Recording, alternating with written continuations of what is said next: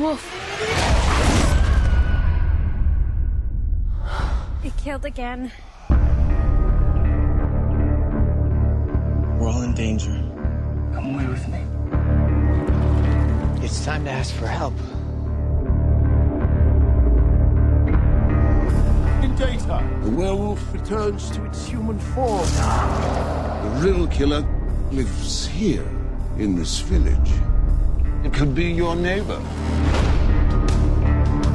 Your homes will be searched. Your secrets brought to light. The dish ran away with the spoon. That's going to be the next movie. Until the dish realized that she had a thing for the cow who jumped over the moon, who put her in a weird love triangle. Played by Justin Bieber. I mean, I know that branding is supposed to be important. All people will see things that they recognize, like, oh, I recognize that. I'll go see that. But when you're falling back on fairy tales because they're presumably free, you're in trouble. Yeah, man. It worked with the League of Extraordinary Gentlemen. Shut up. No, it did not. I think for you it did. You're the only one. Yeah, man. When you get, I mean, that's the next thing they're gonna do. I mean, they're doing fairy tales now and fucking those up. So why not do, Humpty Dumpty, fuck this teenager or whatever. I mean, it's like this is so bad. I mean, it's desperation now. It's a blatant cash grab by the Twilight producers, basically, because they're going, well, shit, we can't go and make directly a Twilight movie. So what else can we do with love triangles and supernatural creatures? Yeah. And the sad thing is that we've already had a string of these movies in the past 2 months. This 2 weeks. This new cinema de shit. 2 hours. A couple of them just came out. I know. It's like, wow, is this supposed to play alongside a Beastly? I mean, because it is catering towards that target audience of tweens and dumbasses, I guess. But, Did you notice that the screening was in the same room where they show Beastly? I did. Well, so they can have the stench of Beastly still on the seats. Beastly to let us see. So the Red Riding Hood. It's actually resonated with Beastly. You run your hand on the seats and it just would come off right on your hand. I was going to say, if they ran them both together, it would just cause a singularity and would just suck in. They actually had a teenage angsty werewolf come and mark himself on every seat. He'd be pissing all over the seats. Raising his ass up, pissing on everything. This will get these tweens. And yet being pissed on by a teenage werewolf would have been better than seeing this movie. Oh, man. Let me tell you how bad I thought this movie was. I mean, I just felt bad how I talked to this girl tonight until I realized what I had said to her and what we had just seen. I'm walking out, and one of the guys that we see the movies with, Russell? Yeah, Russell. Yeah, he was talking to a group of girls who were like, maybe one of them was his daughter, so now maybe I shouldn't have said that. But anyway, it was okay. That girl was like, she I guess she's 14 or something, and she's with her friends, and she's like saying, "That was awesome! Wasn't that great?" And then I just looked at her and I was like, "You like that?" And she's like, "Yeah." And I was like, "You're fucking retarded." Oh my God, that's the same thing happened to Leon coming out of Spider-Man 3. Yeah, right. I think I was the one who told him that. Okay, I didn't say fucking in there, but I did say you're retarded. Yeah. And she's like, well, dude, she is retarded. That wasn't cool. I know. Oh, well, for her, that movie was. No, I don't know what Leon's excuse is. Well, that's talking about the movie that you like just as much as I do. I'm just picking on you because everyone else does. I just left that alone. I didn't say anything. I just love how Cyrus is turning his back on you right now, Leon. That's the entertaining part of it. With the world's oldest reference. I don't even know that. You work at a Hooters. Plus, you gave away the ending. No, but I mean that is one of those things that when you're walking out and you seeing you understand these kids enjoy this shit because they keep making it, and the whole time I'm thinking, wow, we're the assholes that are stuck. That have to review this shit, and we're gonna see plenty more down the road. I mean, this teen bullshit train is not gonna stop at any point. It's gonna keep going because I know these movies are gonna make money. Well, I'm curious about that because I understand why some of the other movies were made, like Beastly, for example, which we keep talking about. The budget was low on that. It was nothing. There was no budget. Yeah, and I think it might have been like $17 million. So after 2 or 3 weeks, I mean, even if the movie's not like in the top 5 grossing movies anymore, for that week, I mean, it's going to make its money back. just Yeah. by getting the distribution deal to be on a wide dicks who release. make these movies. No, the distribution deal alone. If you get a wide release, you're going to make $17 million. Yeah. But I'm looking at this movie, and it looks like maybe not much because they look like they were on a high school set a lot. But, I mean, let's be honest. This acting and writing wise, this was on the level of a high school play. Yeah. And it looks like it was all shot at a Renaissance festival. But we Yeah. got a little CG in there because we got a CG werewolf, and there was some money that went into the sets and trying to make this thing look like a fairy tale. The So- set, to Yeah, be the fair. The set, It was yeah. a set. This shit looks like Pee Wee's Playhouse or something up there. And I'm like thinking, well, maybe a little bit more money went into this, and so they had like a little bit of a high ambition here. But it's totally wasted unless for some reason, and hey, as we all know, we can't figure these dumbass teenagers out. I don't know what's going on. I think it's the doomed romance angle thing that just kills them the same way it worked for Shakespeare, except he knew how to write. Apparently, like he didn't need to. He could have just been like, "Yo, bitch, the light makes you look good up there." It makes me think like years ago, Shakespeare was actually a hack. Yeah. And even when he wrote, like, the people who roll their eyes at Shakespeare today, that was everybody back then. So it makes me think, like, 200 years from now, is Beastly and Red Riding Hood going to be classic literature? Luckily, it's- we won't be alive for that. Yeah. But the thing is, like the Twilight movies are terrible, and some might be better than the others, but they're all pretty bad. Thank you, Captain Obvious. But the thing is, Beastly and Red Riding Hood make those movies look good. Yeah, they do. I mean, the thing with the doom romance or the love triangle, they kind of mention it at first, but then it almost gets forgotten about. And when they talk about it, it's like, really, you guys don't even seem to be feeling this. At No all. one seems to care. And it's the thing is, I will not say. I mean, I cannot say that these films actually make Twilight look actually better. Maybe, I don't know, editing wise or something. But it's still plagued with bad acting, and it's one of those things where it's like you can tell there's some adult trying to write these, trying to like capture whatever magic, whatever those Twilight books were, which I don't think anybody, if there was any magic to it, it's all bad. And nobody's, nobody's captured it. Nobody's going to, because it's just Yeah. ridiculous. No, if you the go sensibility of it. If Yeah. you go to a major bookstore, of which there aren't a lot left anymore, but if you do, there'll be like 3 walls that are all kind of black, with displays, and they have tons of these books that are exactly that. I mean, just vampires alone, but I'm sure there's mummies, the sexy creature from the Black Lagoon. Whatever. I mean, it's not like I'm sitting there paging through it, but you go, yeah, this isn't going away anytime Well, I soon. Am Number 4. I mean, that is a complete byproduct of all those books. I mean, it's just jumping on the next genre. Like, okay, let's do aliens now. They've done everything else, and it's not going to go They away. already did that. Yeah. It was called Yeah. I Am Number 4. Yeah, That's what it's it- No, that's what I just Oh said. yeah, okay, Yes. yeah. Now, well, people are probably wondering, how do they turn a fairy tale like this into what we have here in this movie? So I guess I blocked a lot of this out as I walked out because I was just like, fuck Go this ahead, movie, man. Corey. I'll try. Tell the folks at home what this movie is Yes, about. sir. Well, it's Because I was asleep. I you don't did. know. You snored, boy. You fell asleep. That was like a fairy tale, like you tell your kids at night to put them to sleep. That was actually me turning into a wolf. Yeah. You know what's scary though? For a second, I noticed that because even I was dozing off the first 20 minutes of it, and I noticed you were dozing, and then I was like looking around. I was like, "Oh shit! Is there like a gas line broken or something? Are we all about to end up on CNN? It's like the screening that went horribly wrong, and everyone in the did we even entire see that theater movie? died. Were we hallucinating? I know. I was like, we're But this dead. mo- this That's movie- not uncommon. When we went to see, what was it, 10,000 BC, I think? It's like, look down the row and everyone was asleep. Oh my god!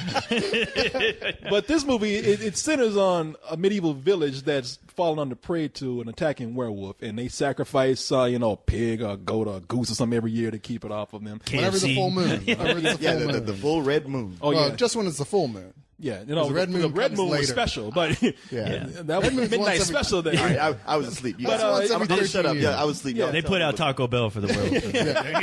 every time a taco is in. The blood moon's when the wolf has its period. Yeah, You don't want to be around on that night. It gets a little messy. really bitchy. They don't have wolf-sized tampons. is all I'm saying. So- Yet. And Those weren't invented yet. Wolves can't eat chocolate. But continue. but yeah, so everybody thinks that this is working until the wolf just year after year starts to become more aggressive, and it's not until this priest comes into town, who's played by Gary Oldman. He tells them, like, you know, look, we got to go hunt this thing down. It's like way beyond any of you dumb fucks around. You don't realize this isn't just a wolf. Yeah. It's a werewolf. It's a werewolf. It's a human the rest of the time. And on top of that, it could be any of you motherfuckers. Right. And that's the thing. Any of you. When he comes into town, he turns everybody against each other, and probably is not, you know, all he seems to be himself. He's a man of God, but he's just a little bit evil. You know, Well, he's It's Gary Oldman. We're safe now. I killed the wolf in its lair. The cave at Mount Grimoire. You have been deceived by this beast from the very start. It made you think he'd lived on Mount Grimoire so that you would not look for it in the most obvious place. The wolf lives here, in this village, among you. The real killer could be your neighbor, your best friend, even your wife. It's like any witch hunter is like they're like the cop. He's like the cops. It's like we gonna hang somebody. Somebody's gonna burn. Innocent, guilty. Fuck that. I don't give a shit. fuck. Yeah, I didn't bring this crazy elephant contraption for nothing. This is going to be used at some point in this movie. You know, I always make Denzel Washington Training Day references, but he really was. I'm the man up in this piece. I'm the man of God up in here. Y'all just live in this village. Yeah. So, and sometimes you got to kill 3 or 4 innocent people to get to the guilty one. Hey, that's the price of justice. What you want from me? I don't make the rules. Yeah, where's Martin Lawrence to say this shit just got real? So we just burn anybody that just resembles a werewolf? Yeah, fuck them. Anybody that looks like them. To be honest with you, my first plan was to kill all y'all. Yeah, just come here and burn all this shit. I used to just think that was some cold shit to say to a bitch right before I tied her to a stake and burned her alive. But now I'm really starting to think about it. Maybe I'm the shepherd, and it's my job to corral in the wolf. Yes. But you know what could be an interesting story here? Not exactly good, but could be somewhat interesting. Could be. Is taken away by Amanda Seyfried's character here, who plays one of the village girls. She falls for this orphan woodcutter named Jack. No, Peter. I mean, Peter. I'm getting all my nursery rhymes, Peter. All right, Peter and the Wolf. Peter and the Wolf. I would just call him Captain Sneer, because that's the only facial expression he had. Hey, you know what? They put him down for being an orphan or woodcutter, but I'm like, you know what? He's the only kid in medieval, wherever they are, who was able to find hair gel. You got to get I know, you got to hand him that. Well, that's the thing about this movie, man. Everybody who's an extra or over 30, they're all scruffy and gruffy, got messed up hair. But anyone who's a major star and under 30 got like a faux hawk, all nice and sculpted in gel. Always walks in with a swagger, you know. The Jonas Brothers were hanging out there like chopping wood. Yeah. They were the most expensive leather that you could even afford right now. Yeah. You know, everybody's like starving in this village trying to get a breakfast and something to eat, and these motherfuckers using egg yolk to sculpt their hair and shit. And even when they're celebrating, what I love the most about this movie is even when they're celebrating, when they start kicking the jams, it's like Lady Gaga's playing. And I'm just like, wait a minute, is this? Because actually they keep going back and forth with the music, and you're like, no, that music is playing in that kids scene. are all, the main kid, Peter, he's like the one, you can tell he's the bad boy because he shops at Ye Old Hot Topic. Yeah. He's got the black leather and the chains, and he's like, shirt open. It's like, whatever. Yeah. he's got one black glove and shit, you know. Yeah, I mean, it's supposed to be freezing out there, but he never wears sleeves. No. Got to show off those. He's got the buttons down to the mid chest. You're like, dude, there's snow everywhere. What are you doing? It's out there cutting trees, man. And shit, come on. But you know, that's the thing about this movie is that once we get into this love triangle between Amanda Seyfried's character with Peter and Henry, and this Peter guy who's played by actor Shiloh Fernandez, you know, that's where this movie really gets bogged down by this whole teen drama thing. And even though I think they're supposed to be either 19 or 20 years old, it is straight up teen drama. And Twilight Light. Yeah, and it is so it is so bad that whenever there is not a CG werewolf on the screen, the movie just slows to a crawl. The scene where they're at the prom, you know what I'm talking about? Like they're dancing. You're like, you forget there's supposed to be medieval times, and so does the movie. You know, I'm surprised it didn't start playing "Open Arms" by Journey. You know, well, that's what I was saying. That was the scene where it's like they were playing some kind of Lady Gaga shit. Where it's like, okay, I can understand when you're doing something like let's say you're doing like a Romeo and Juliet. They do it on purpose. Yeah, where they do it on purpose. But there are scenes where you can hear the music faintly in the background, but it's still like that Lady Gaga soundtrack. Because I'm like, oh, so you're saying that's the actual music? Okay, yeah, that's stupid. And then the wolf comes in. It's like the fight Exactly. Yeah. But yeah, I mean, It'd be more like Hungry Like the Wolf. Okay, so the movie's just bad writing, really bad acting from people who you think like, man, Julie Christie. I got to give it up to these directors who really know how to make good actors look terrible. I don't know what kind of magic they use to do this. Well, if your script is so bad that there's just no good way to say it. Yeah, I mean, what are you supposed to do? Well, yeah, and that's what I'm saying. And then it'll be so boring, and the love story is sappy and only half-ass thrown together. Then the wolf will come in. I'm like, okay, finally, something's happening. Right. So it's like that wolf. Sometimes it looked okay, and sometimes it looked like shit. Yeah. I mean, it looked less convincing than the wolf and the CG wolf and Hoodwinked some of the time. I didn't mind it. I mean, it's not the best looking effect, but I didn't think it was terrible. But I thought compared to everything else, okay, look, the wolf brought the excitement. Well, the wolf brought that, and I thought that actually liked the concept of turning it into a mystery. On a concept like that level, too. that's the first time it gets interesting. Yeah. You know, when you're like, oh, it actually is one of the townspeople. When it turns into that, and then you've got Amanda Seyfried who actually finds out she can talk to the wolf, or at least hear it, and she's the only person who even has a clue by that conversation of who the wolf might be.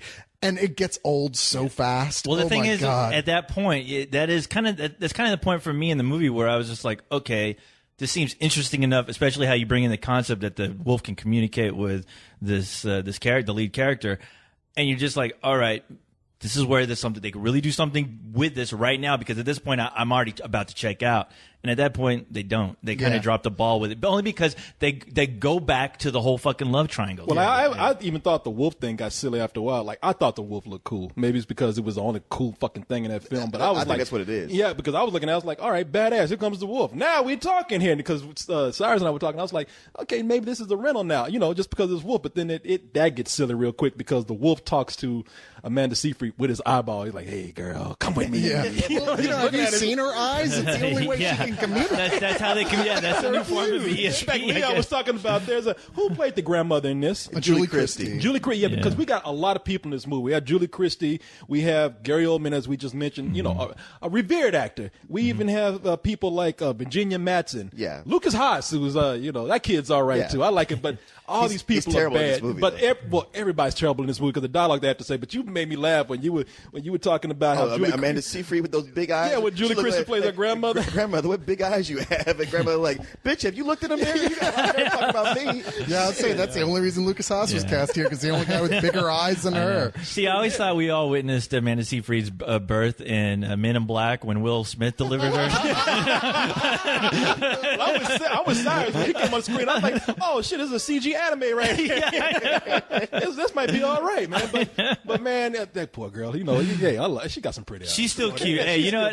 Despite her big eyes, I still think she's very cute. pretty. Yeah, no, seriously, you would not be if you saw her at Charles Xavier's school. Yeah. You would not be even mildly surprised. Like, No. do you actually have an ability, or are you just a Morlock? I've actually seen her naked, and yeah, believe me, you're not really paying attention to those look eyes. at her eyes. On TV. On TV. Granted, she looks like E.T. when he was wearing that wig in the closet. Oh, come on but, now. I mean, but she's fine though, man. No, the girl is hot. come You'd be on. so lucky just to have those eyes, and I'll take them. But man, the problem, the biggest problem with this movie, and what really angers me about it, I mean, it just really upsets me about it, is that they are trying so hard. There's areas that this movie does not try, and the areas that it does try is bad. It tries so hard to mold this, push this, shove this thing into this whole Twilight trend. This whole trend of appealing to this teenagers, sappy ass girl crowd. A romance story. This romance story that the movie doesn't even know what it wants to be. It is lost.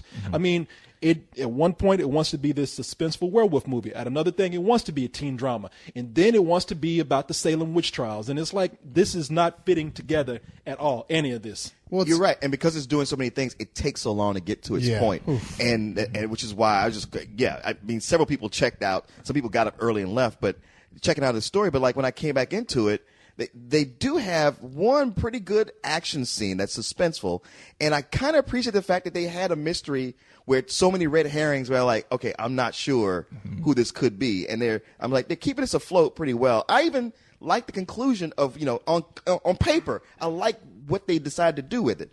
Really? Unfortunately, it just kept going. I didn't. I thought it didn't know when to quit, and it just wow, it just completely shot itself in the foot. I thought the conclusion was awful. I was like, really? Because that was like the first person you thought of, and they do a good job of saying it could easily be any one of about 7 people, and they nailed. They one at a time. They're eliminated until it's down to maybe 3 by the end, and I was like, really? Because that was like the person I thought, well, that's going to be the lamest answer. Yeah, and sure enough, you're like, wow, okay, well, I mean, it fits in what you told us, but even so, I agree. Just, it is so force fed to you, and the thing is that just using my pet detective skills, I was just like, wait a minute, I know exactly who this is. And when it came out, especially at the end, it got so cheesy and it got so ridiculous when that it turned it's like back really? it remembered all of a sudden, oh yeah, we're not a horror mystery, we're a Twilight ripoff, and so let's get back to that here for the end with a dash. And I think this is the only part of the movie that sort of won me over with a little bit of like the 13th Warrior, where it's like a bunch of soldiers that come out of nowhere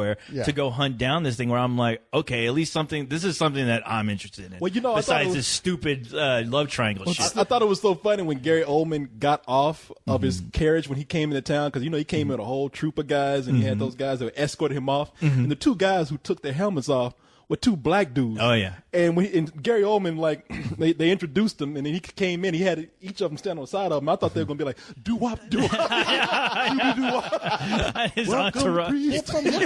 From looking at that village, I thought the people would just start screaming. I know. I'd be like, we've never seen a black person. You brought wolves with you. Yeah, but the thing is, speaking of Gary Oldman, though, I have to really say this. I have to admit that he was by far the most entertaining part of this movie for me, at least acting wise, because I mean, it's like, wow, Gary Oldman, you're pulling out that old like Dracula acting that I hadn't seen in years from you, where he's really toned down his characters that he's been playing. But this, he's just like, you know what, I know this is terrible, but to me it seemed like he's just gonna go, fuck it, I'm just gonna make this fun for me. Look, Gary Oldman can be doing dinner theater, and he's gonna put himself into it. He can be a kindergarten play. He's gonna be acting his ass off. He's that guy. I mean, he had that point in his career where he would just chew up scenery in every role he got. It was almost like he decided for the next couple decades, I'm just going to chill out so that I have a range, I can be subtle.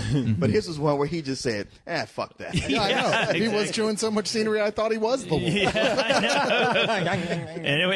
it worked, because that was like the only thing that was keeping me interested in this whole movie. Well, I have to say, man, I kind of agree. Like, I like that it became a mystery.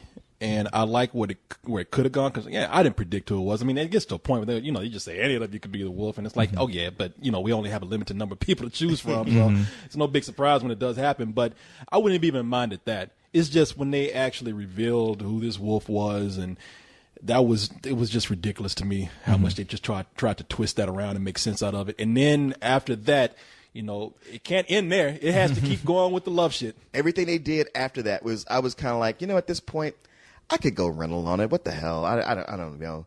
But everything they did after that, it went like bullshit. It went off the fucking rails. Yeah. I mean, because that's where I'm like, oh god, don't try screaming franchise to me just now. No, stop. All these fucking kids might buy into this shit, but no. Well, that's what Amanda see. There's an epilogue. Like when everything should have just stopped. Yeah. She comes out. And it's like, wow, man, I feel like it's another movie now. Exactly. Turned out this is a prequel to the real Twilight ripoff we'll be doing later. I know. It's like, you know what? Calm down, Mr. Writer and Director. Just calm down. Let's see if this movie works first. Then we can talk about sequels. But no, they're like, no, fuck it. Everyone's going to love this fucking movie.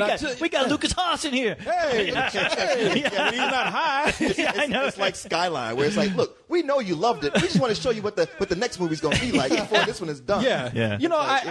I'm with you, man. I'm with you. I like Gary Oldman. I did. I mean, he's hard not to like, especially when everybody's just. I don't think anybody in here could do anything with this dialogue, and Gary Oldman couldn't do much with it. But at least he had, he had the manner to carry it. But as far as everything else, and I do like where there was some effort made. I mean, it didn't work, but at least they did try to capture the look of a fairy tale. It ended up looking like a cardboard set at the time, but I do appreciate the effort there. I like that. That's a little more effort than all the stuff that we've seen before.